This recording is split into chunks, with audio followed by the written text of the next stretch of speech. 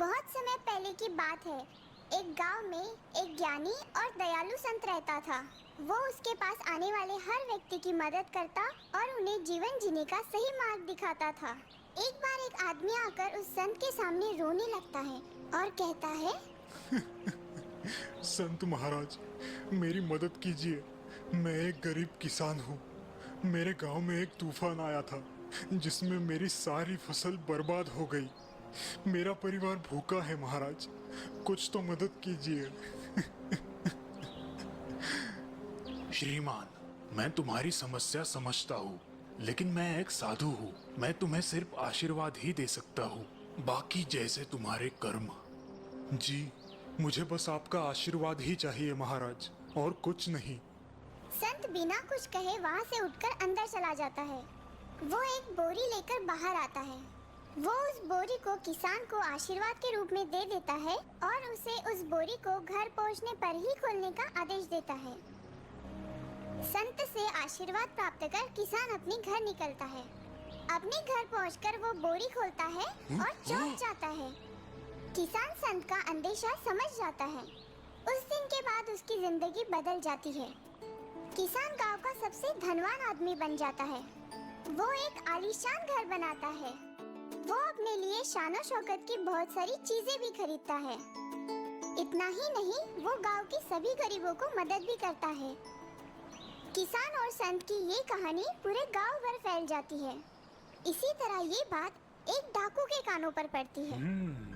डाकू ये बातें सुनकर चौंक जाता है और इस बात की सच्चाई जानने के लिए वो भेष बदलकर एक किसान के रूप में उस संत के पास चला जाता है। संत हमेशा की तरह अपनी झोपड़ी के बाहर ध्यान में डूबा होता है। इतने में डाकू वहां आ जाता है और जोर जोर से संत के सामने रोने लगता है। मेरी मदद करो साधु महाराज, मेरी मदद करो। मेरा सारा धन तूफान में चला गया, मैं बर्बाद हो गया। मेरी मदद करो। धन तो आता है और जाता है, उसमें मैं क्या कर सकता हूँ? तुम किसी धनवान के पास जाओ, मेरे पास तुम्हें देने के लिए कुछ नहीं है। नहीं नहीं, महान संत जी, मुझे आपकी ही मदद चाहिए। कृपया मुझे भी उस किसान जैसे धनवान बना दीजिए। किसान के जैसे? हाँ हाँ, मैं भी आलीशान घर बनाऊंगा।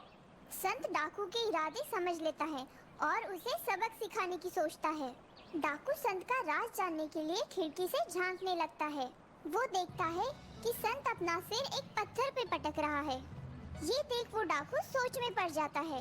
इतने में संत खाली हाथ बाहर आता है और डाकू से कहता है, तुम अभी जा सकते हो।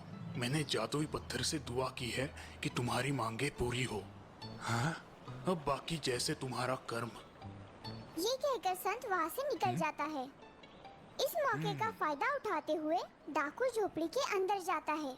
वो उस पत्थर को देख सोचने लगता है। लगता है इस पत्थर पर सिर पटककर जो भी मांगू मिल जाता है। मुझे बहुत सारा धन मांग लेना चाहिए। डाकू उस पत्थर पर अपना सिर जोर जोर से पटकता है और दर्द से चीखने लगता है। हाय, मेरा सिर फूट गया रे।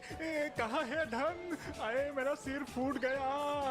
इतने में संत वहाँ पर आता है और डाकू की मूर्खता पर हंसने लगता है। मूर्ख, जादू इस पत्थर में नहीं, उस किसान की मेहनत में थी। मैंने उसे धन नहीं, बस कुछ अनाज के दाने दिए थे, जिसे जोतने और मेहनत करने से उसे उसका फल मिला होगा। डाकू को उसकी गलती का एहसास होता है और वो शर्मिंदा होकर वहाँ से निकल जाता है। तो दोस्तों, इस कहानी से हमें ये सीख मिली कि इंसान की सफलता उसके कर्मों पर ही निर्भर होती है। इसलिए हमें हमेशा अच्छे कर्म करने चाहिए।